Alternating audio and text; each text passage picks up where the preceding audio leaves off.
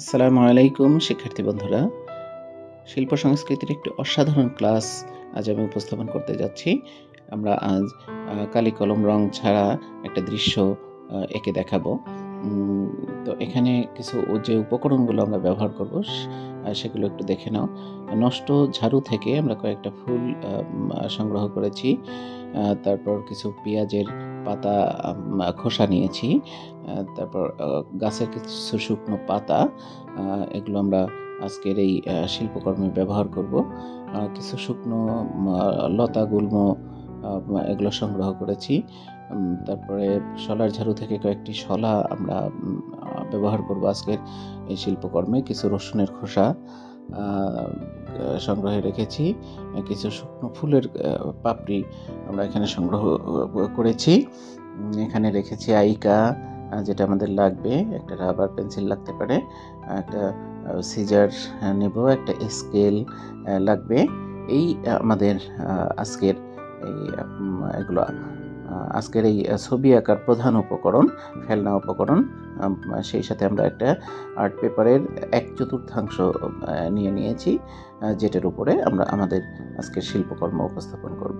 তো প্রথমেই চলো আমরা এখানে নিব একটা কাগজ, এবং কাগজের চারপাশে আমরা কী করব, বর্ডার দিয়ে নিব। কারণ ছবি আঁকতে গেলে আমাকে একটা প্ল্যাটফর্ম তৈরি করতে হবে, অর্থাৎ যেটাকে বলা হয় পট। সেই পট নিয়েছি। এর উপরেই এখানেই মূলত আমরা আজকের যে ছবিটা সেটা আঁকবো। পেন্সিল দিয়ে খুব হালকাভাবে, তোমরা স্পষ্ট এখানে বুঝতে পারবা না, আমি দেখতে পাচ্ছ যে পেন্সিল দিয়ে একটা গাছ আঁকার চেষ্টা করছি। ভিডিওটা একটু সুইফট করে দিয়েছি, যাতে করে আমরা এই ক্লাসটা স্বল্প দৈর্ঘ্যে উপস্থাপন করতে পারি। তো এখানে দেখতে পাচ্ছ যে আমি পেন্সিল দিয়ে একটা গাছ এঁকেছি, তারপর একটা ঘর, এখানে ঘরের শেপ দিচ্ছি। তারপর একটা নদী থাকবে, নদীর শেপ আমরা এখানে তৈরি করব। আর তারপর এখানে একটা নৌকা, দেখো আমি একটা নৌকা আঁকার চেষ্টা করছি, এবং ভিডিওটা একটু ফাস্ট করে দিয়েছি যাতে করে আমরা সহজ যেই দৃশ্যটা আঁকতে পারি স্বল্প সময়ের মধ্যে। তো এখানে দেখো আমি পেন্সিল দিয়ে একটা আউটলাইন করে নিয়েছি। দেখো একটা গাছ আছে এখানে, তারপর একটা সূর্যের প্রতিকৃতি দিয়েছি, তারপর একটা ঘর আছে এখানে, দেখো একটা নৌকা আছে। এইগুলো আমরা একটু আউটলাইন তৈরি করে নিয়েছি। এই ক্ষেত্রে আমরা একটা যেন তেন একটা পেন্সিল ব্যবহার করেছি।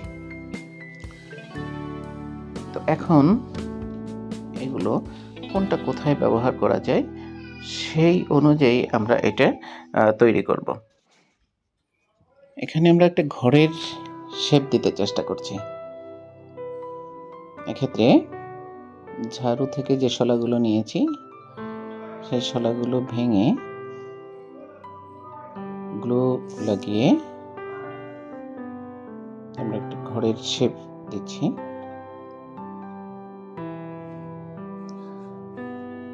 এই কাজে তোমাকে প্রচণ্ড আন্তরিকতা প্রদর্শন করতে হবে এবং ধৈর্য থাকতে হবে। ধৈর্যচ্যুতি ঘটলে তুমি এই নান্দনিক কাজগুলো করে শেষ করতে পারবে না। একসময় তোমার যদি বিরক্ত লাগে তাহলে এই কাজগুলো আর শেষ হবে না। কাজেই এই শিল্পকর্মে, যে কোনো শিল্পকর্মেই তোমাকে অত্যন্ত আন্তরিক হতে হবে এবং ধৈর্য নিয়ে বসতে হবে।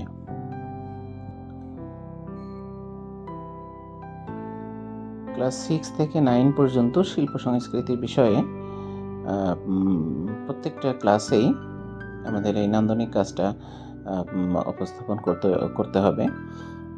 কাজেই সেটার একটা নমুনা আমি এখানে তোমাদেরকে দেখাচ্ছি, যে একেবারেই কালি কলম রং এখানে আমরা ব্যবহার করব না, কিন্তু ছবি হয়ে যাবে। বিষয়টা খুব মজার, তাই না? অনেকের কাছে বিস্ময়কর মনে হচ্ছে যে কালি ব্যবহার করব না, কলম ব্যবহার করব না, রং ব্যবহার করব না, তুলি ব্যবহার করব না, এগুলো ছাড়া কিভাবে ছবি হয়? হ্যাঁ, এগুলো ছাড়াও ছবি হয়, সেটাই আমি এখানে উপস্থাপন করতে যাচ্ছি, করে দেখাচ্ছি তোমাদেরকে। তোমরা আরও চমৎকার চমৎকার কাজ করতে পারবে, কারণ বর্তমান সময়ের তোমরা যারা শিক্ষার্থী আছো, তোমরা খুব সহজেই অনেক অনেক সুন্দর সুন্দর সৃষ্টিশীল কাজ দেখো।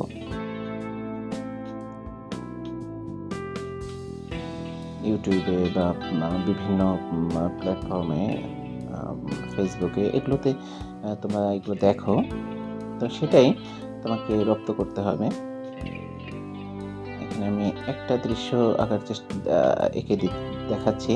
তোমরা অনেক কিছু তৈরি করতে পারো, আর এরকম ফেলনা অনেক অনেক জিনিস আছে যেগুলো তোমার সৃজনশীলতার সমন্বয়ে তুমি একটা অসাধারণ শিল্পকর্ম তৈরি করতে পারো, তৈরি করে দেখাতে পারো। ঘরের জানলাগুলো, এই যে যেগুলো হচ্ছে, এগুলো হচ্ছে জানালা দুইটা, সেটা আমি এখানে তৈরি করলাম। এবার দেখো, এই যে ফুল, এই ফুলের ঝাড়ুর যে ফুল, সেই ফুলগুলো দিয়ে আমরা একটা চাল তৈরি করার চেষ্টা করব। তো তোমরা যখন এই কাজটা করবা বা এই উপকরণটা ব্যবহার করবা, অবশ্যই নতুন ঝাড়ু ব্যবহার করবা না, তাহলে কিন্তু মায়ের বকুনির মায়ের একটাও বাইরে পড়বে না, সব তোমার পিঠে পড়বে। কাজেই আমরা পুরনো যে ঝাড়ু আছে, সেই ঝাড়ু থেকে এই ফুলগুলো ব্যবহার করব। কারণ ঝাড়ু যখন ইয়ে হয়ে যায়, নষ্ট হয়ে যায়, সেখানে অনেকগুলো ফুল থাকে, সেই ফুলগুলো দিয়ে আমরা এই কাজটা করব। এক্ষেত্রে নতুন ঝাড়ু কাটবো না বা নতুন ঝাড়ু ব্যবহার করব না। আমরা বলেছি যে 1 টাকাও, আজকের যে ছবিটা আঁকবো এর জন্য 1 টাকাও আমরা ব্যবহার করবো না, শুধু কাগজটুকু, কাগজ আর গ্লু। তো কাগজ গ্লু এটা তোমাদের সাথেই থাকে, কারণ বর্তমান কারিকুলামের একটা অবিচ্ছেদ্য অংশ। বিশেষ করে শিল্প সংস্কৃতি আমরা বিভিন্ন প্রজেক্ট করি, প্রজেক্ট সব সাবজেক্টে করতে হয়, শিল্প সংস্কৃতিতে বেশি কাজ করতে হয়। এই জন্য গ্লু এটা আমাদের সাথেই থাকে, ঘরেই থাকে। তারপর স্কেল, একটা পেন্সিল দিয়ে আউটলাইন করেছি। প্রকৃতপক্ষে আমি কোনো টাকা এখানে ইনভেস্ট করিনি, 1 টাকাও ইনভেস্ট করিনি।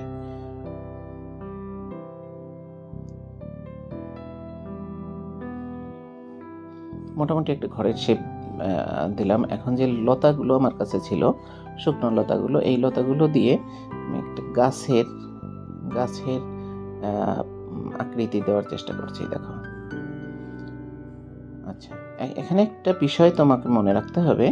তোমরা একটা জিনিস খেয়াল করেছো যে এখানে আমি অল্প অল্প কাজ করছি, সেই কাজ করে আবার অন্য জায়গায় চলে যাচ্ছি।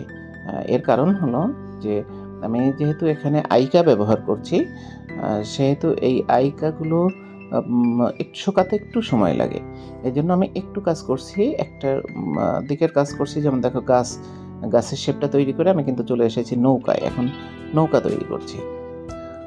তো এই নৌকা তৈরি করতে করতে আমার গাছের যে শেপটা তৈরি করেছি, এই লতাটা টাইট হয়ে লেগে যাবে, আর সেক্ষেত্রে পরবর্তী কাজ করতে আমার সহজ হবে।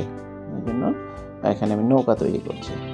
এখানে নৌকা তৈরি করছি, এই নৌকাটা আসলে ডাঙায় না, এখানে একটা নদীর শেপ হবে, নদীর শেপ দেওয়া হবে। ঘাটে বাঁধা আছে একটা নৌকা, সেটা তোমরা দেখতে পাবে।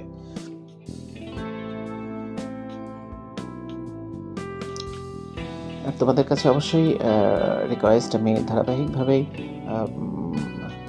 6 থেকে 10 এর বিভিন্ন ক্লাস উপস্থাপন করছি তোমাদের জন্য। আশা করি তোমাদের ভালোই লাগছে। সব ক্লাস যে ভালো লাগবে এমন নাও হতে পারে।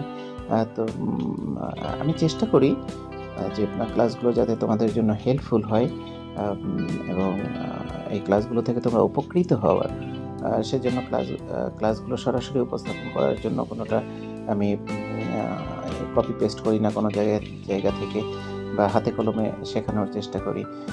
তো এই জন্য অবশ্যই আমাদের যে চ্যানেলটা আছে মজার ক্লাস, এই এই চ্যানেলটাকেও তোমাদের একটু সাবস্ক্রাইব করতে হবে।